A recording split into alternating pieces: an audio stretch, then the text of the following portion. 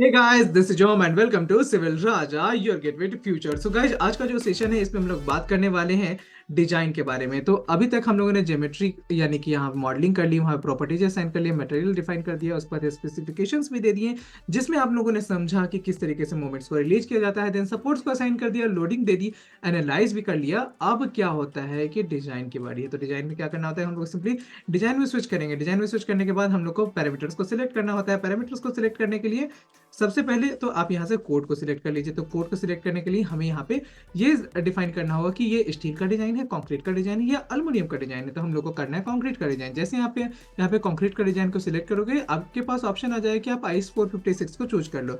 उसके बाद जब आप सिलेक्ट पैरामीटर्स में जाकर पैरामीटर्स को सिलेक्ट करोगे तो आपको बहुत सारे पैरामीटर्स मिल जाएंगे। तो इतने सारे पैरामीटर्स को सिलेक्ट नहीं करना है, हम लोग को बस चूज इन पैरामीटर्स को ही सिलेक्ट करना है। जैसे कि हो गया क्लियर कवर। उसके बाद हम लोग क्या कर लेंगे, चलिए देखते हैं। कॉम्प्रेसिव स्ट्रेंथ ऑफ कंक्रीट हो गया, yield strength of main steel, secondary steel and maximum और minimum dia of the secondary bars, maximum and minimum dia of primary bars. इस तरीके से हम लोग को 8 पैरामीटर्स को सिलेक्ट करना है। 1 2 3 4 5 6 7 8। तो ये 8 पैरामीटर्स यहाँ पे सिलेक्ट हो गए हैं। इसके बाद एक एक करके हम लोग को इन सारे पैरामीटर्स को डिफाइन भी कर देना है। तो पहला हम लोग डिफाइन कर लेते हैं क्लियर कवर को। तो बीम के लिए जो क्लियर कवर होता है वो 30 mm या 25 mm का होता है। तो यहाँ पे 30 दिया हुआ है तो हम लोग 30 ले लेते हैं। उसके बाद हम लोग नेक्स्ट कर लेंगे कॉलम के लिए क्लियर कवर, वो हो जाएगा हमारा 40 mm का। उसके बाद मैं वैल्यू जो है 0.04 लिख रहा हूँ क्योंकि यहाँ पे मीटर में वैल्यू दिया हुआ है। देन आ जाता है कॉम्प्रेसिव स्ट्रेंथ। तो जो कॉम्प्रेसिव स्ट्रेंथ है वो बाय डिफॉल्ट जो सॉफ्टवेयर में है वो दिया गया है। काफ़ी चीज़ यहाँ पे आईएस कोड के अकॉर्डिंग नहीं है। तो ये बेसिकली जो बीएस कोड है उसमें हमारे पास 579 किलोमीटर पर मीटर स्क्वायर का हमारे पास कॉम्प्रेसिव स्ट्रेंथ होता है। लेकिन हमारे यहाँ थोड़ा सा अलग है, M20 होता है, M25 होता है। तो हम लोग M20 को लेके यहाँ पे डिजाइन करने वाले हैं। उसके बाद जो FI मेन है वो हम लोग कर लेते हैं 500 यानी कि FE 500 का, जिसका की वैल्यू हो जाएगा 500,000।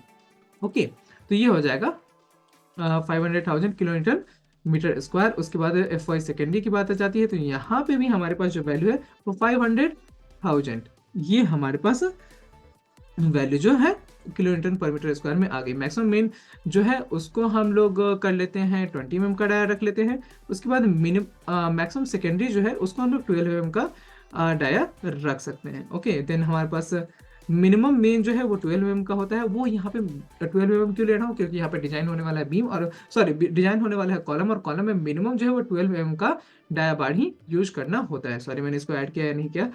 उसके बाद जो आ जाता है मिनिमम सेकेंडरी बार्स, वो मिनिमम 8 mm का होता है क्योंकि 6 mm का चलन तो खत्म ही हो चुका है। और आप जानते थे कि पहले 6 mm के टाइज बनते थे, लेकिन अब वो टाइज नहीं बनते हैं। यहाँ पे देख सकते हो कि आपके पास प्रॉपर्टी जो वो रिपीट हो गई है। तो रिपीट हो गई है तो आप यहाँ से सिंपली जाके इसको डिलीट भी कर सकते हो। आपको क्या करना है, राइट क्लिक करके डिलीट कमांड से जाके इसको डिलीट कर देना है। As simple as that. उसके बाद हम लोग चेक भी कर लेंगे। मिनिमम मेन जो है यहाँ पे 12 mm का है। तो 12 mm डाया बार भी ले सकते हैं, या फिर आप मिनिमम मेन को रखना चाहो।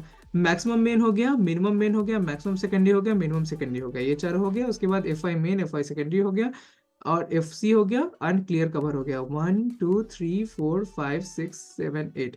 तो यहाँ पे सारे के सारे प्रॉपर्टीज जो है आ चुके हैं। अब हम लोग को क्या करना है कि यहाँ पे चलते हैं और क्लियर कवर बीम में असाइन कर देते हैं। बीम में असाइन करने के लिए हमारे पास क्या होना चाहिए, फ्लोर को देख लेते हैं। 3 6 9 12। तो हम लोग क्या कर लेते हैं, -1 to 13 तक का रेंज ले लेंगे। सिलेक्ट में जाते हैं। यहाँ पे आने के बाद आपको क्या करना है कि बीम्स में पैरेलल टू आप ये कर सकते हो। हम सिलेक्शन में जाते हैं।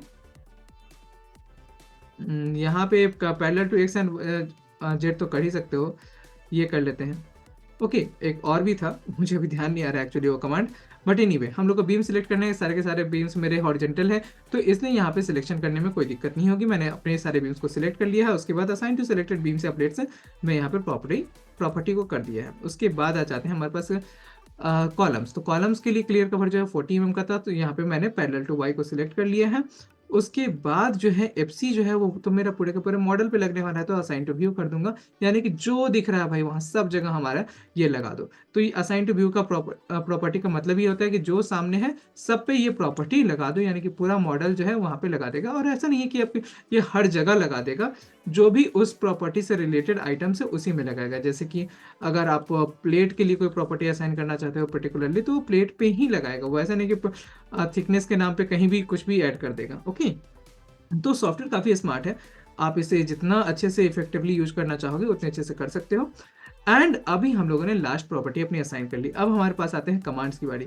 तो हम लोग को कमांड्स में क्या करना है, डिजाइन बीम करना है, इसको ऐड कर लेते हैं, डिजाइन कॉलम को भी ऐड कर लेते हैं, डिजाइन एलिमेंट्स को भी ऐड कर लेते हैं, क्योंकि हम लोगों ने इसे मॉडल किया है। ऑन टेक ऑफ को तो डेफिनेटली ऐड करना है, अदरवाइज आपके रिजल्ट्स जो है वो आएंगे ही नहीं। तो टेक ऑफ को डेफिनेटली आप ऐड कीजिएगा। उसके बाद यहाँ पे स्लाइड करके जाइएगा बीम डिजाइन में, अगेन आप जाइएगा parallel to x parallel to y, और इसके बाद आपने यहाँ पे डिजाइन बीम में sorry parallel to x and parallel to z, क्योंकि यहाँ पे एक्स जेड कोऑर्डिनेट ही हमारा हॉरिजॉन्टल प्लेन होता है, तो एक्स जेड प्लेन जो होता है वो हॉरिजॉन्टल प्लेन होता है। तो यहाँ पे हम लोगों ने सारे के सारे बीम्स को सिलेक्ट कर लिया, उसके बाद उसको डिजाइन बीम के कैटेगरी में डाल दिया, कॉलम्स को सिलेक्ट किया, उसको हम लोगों ने फिर कॉलम में डिजाइन कॉलम की कैटेगरी में डाल दिया। उसके बाद जो आ जाता है नेक्स्ट वो हो जाता है एलिमेंट्स का। तो अगर मैं यहाँ पे असाइन टू व्यू करूंगा तो भी आप देखिएगा कि ये सिर्फ उसी प्रॉपर्टी को असाइन करेगा जो एलिमेंट्स में आता है, यानी कि सिर्फ स्लैब्स में, जहां जहां स्लैब नहीं है वहां पे ये प्रॉपर्टी असाइन नहीं हो रही है। तो मैंने आपको बताया था ना कि स्टैट प्रो तो काफी स्मार्ट है, तो मैंने इसीलिए बताया था। अच्छा गाइज, अगर आपको मेरे पढ़ाने का तरीका समझ में आता हो या फिर ये अच्छा लग रहा हो तो आप इस वीडियो को लाइक कर दीजिएगा, इसे अपने दोस्तों के साथ शेयर जरूर कीजिएगा। और अगर आप चाहते हैं कि आप मेरी प्रोफेशनल ट्रेनिंग को ज्वाइन करें, तो आप जो है कमेंट डिस्क्रिप्शन में जाके वहां से प्रोफेशनल ट्रेनिंग की डिटेल्स देख सकते हैं। स्क्रीन पे आपको नंबर दिखना होगा, उस नंबर पे आप मुझे कॉल या व्हाट्सएप भी कर सकते हो। हम लोग प्रोफेशनल ट्रेनिंग के लिए ओपन हैं। ओके, अभी चलते हैं एनालिसिस फाइल में, देख लेते हैं। यहाँ पे 14 वार्निंग्स आ रही हैं। तो इनिशियली हमारे पास 1 वार्निंग थी, वो भी यूवीसी/आईवीसी से रिलेटेड। अभी देख लेते हैं कि क्या क्या वार्निंग है। तो यहाँ पे कुछ कुछ मेंबर्स जो हैं वो फेल हो चुके हैं लेंथ टू डेप्थ रेशियो में। तो लेंथ टू डेप्थ रेशियो में वही मेंबर्स फेल हुए होंगे जो कि बहुत छोटे होंगे। जैसे कि अगर मैं आपको यहाँ पे नोट करके बता दूँ 2007, 8, 9, ओके, ये 3 मेंबर्स फेल हुए हैं। तो पहले हम लोग उसी की खोज खबर ले लेते हैं 2007, 8 और 9 की। तो जो हम लोग जानते हैं कि ज्योमेट्री में जाना है हम लोग को 2007, 8, 9 को सिलेक्ट कर लेना है, या फिर मैं जानता हूँ कि वो इसी पर्टिकुलर फ्लोर पे है तो वहां पे भी जाके खोज सकता हूँ। ओके, तो मैं यहाँ पे चले जाता हूँ अपने व्यू में, और उसके बाद इसमें जाते हैं। मैंने इस सब को रीनंबर करके रखा है। रीनंबर कैसे करते हैं, अगर आपको ये नहीं पता है तो आप मेरे चैनल पे जाके प्रीवियस वीडियो को देख सकते हो। वहाँ पे रीनंबरिंग ऑफ बीम नाम से एक टॉपिक होगा, और उस टॉपिक में आपको बताया जाएगा कि किस तरीके से रीनंबर किया गया था। ओके, तो यहाँ पे आप देख सकते हो कि टॉप व्यू में जाके ये छोटे छोटे जो मेंबर्स है ना वही फेल हुए होंगे। 2007, 8 और 9 था ना एनालिसिस फाइल में। चलिए चलते हैं 7, 8, 9 देखते हैं। ये देखिए ये वाला जो मेंबर्स है ना ये यहाँ पे फेल हुए हैं, तो ये काफी लेंथ टू डेप्थ रेशियो में फेल हो गए हैं। दैट्स नॉट एन इशू, ये सब करेक्ट किया जा सकता है, कोई बड़ी बात नहीं है। ओके, एक बार एनालिसिस में जाके मैं फिर से नंबर्स को देख लेता हूँ कि कौन कौन से मेंबर्स फेल हुए थे, तो कम से कम इस फ्लोर के, तो हम लोग उसको रेक्टिफाई भी कर सकते हैं। ओके, क्योंकि उतना छोटा भी नहीं है कि वो फेल हो जाए। 2000 में 5, 6, 7, 8, 9 एंड 23 ये इस फ्लोर पे है।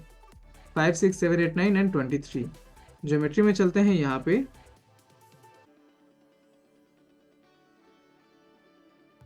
से मेंबर्स को ढूंढ लेते हैं। चलिए 2000 में 5, 6, 7, 8, 9 एंड देन 23, वो ये छोटा वाला ही होगा, आई न्यू। तो ये चीजें फेल हो रही हैं, लेकिन इसको हम लोग पास करवा सकते हैं। कहाँ पे करवा सकते हैं पास, ये आरसीटीसी में पास करवा सकते हैं।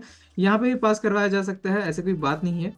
जैसे कि यहाँ पे तो इसका कॉन्क्रीट डिजाइन आ रहा है, इस मेंबर पे क्लिक कर लेते हैं और देखते हैं इसका कॉन्क्रीट डिजाइन आ रहा है कि नहीं। तो ये मेंबर फेल नहीं कर रहा है।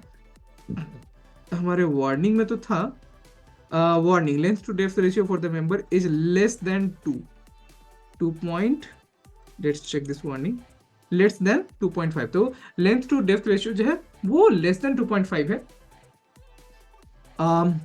तो ये एक हो सकता है, वार्निंग, क्योंकि इसका डेप्थ ज़्यादा हो तो इसके क्रॉस सेक्शन को अगर हम लोग कम कर देंगे तो भी ये चीज़ है जो वैलिड हो जाएगा। लेकिन जब हम लोग काम करने जाते हैं प्रैक्टिकल फील्ड में तो वहाँ पे ये चीज़ें हो नहीं पाती। आप देख सकते हो कि रेनफोर्समेंट भी काफ़ी ज़्यादा नहीं आ रहा है, 3 बार है, 3 बार का रेनफोर्समेंट आ रहा है, which is not a big deal. यहाँ पे बहुत ही कन्वीनियंटली वो पास हो सकता है। अगर हम लोग इसके प्रॉपर्टीज में जाके इसकी प्रॉपर्टी को भी चेंज कर दें तो भी ये चीज़ काम कर जाएगा। हम लोग इसके लेंथ डेप्थ को अगर कम कर दे थोड़ा और तो भी ये वैलिड हो जाएगा। यानी कि आप यहाँ पे देख सकते हो कि 375 का है तो इसको हम लोग 250/250 में ले सकते हैं, या 250/300 का लेंगे तो ये सारा मेंबर्स जो है, जो अलग से हमारे बालकनी में मेंबर्स आ रहे हैं, वो सारा कुछ आराम से पास कर जाएगा। बट ये सारी चीज़ें हम लोग आरसीडीसी में करते हैं, एंड वो चीज़ें कैसे करनी है उसके लिए आप चाहे तो प्रोफेशनल ट्रेनिंग को ज्वाइन कर लो, या फिर मेरे लाइक वीडियो पे जो न्यूमरस वीडियोज हैं उसमें से जाके वहाँ से ढूंढ लो। Choice is yours. Okay guys, मिलते हैं नेक्स्ट वीडियो में। अगर आपको कोई पर्टिकुलर टॉपिक पे बात करनी होगी तो आप मुझे कनेक्ट कर सकते हैं। मेरा जो नंबर है वो आपको स्क्रीन पे दिख रहा होगा, साथ ही साथ प्रोफेशनल कोर्स की डिटेल्स भी आपको स्क्रीन पे दिख रही हैं, एंड देन हमारे डिस्क्रिप्शन में आपको वहाँ पे डिटेल्स और अच्छे से मिल जाएंगी।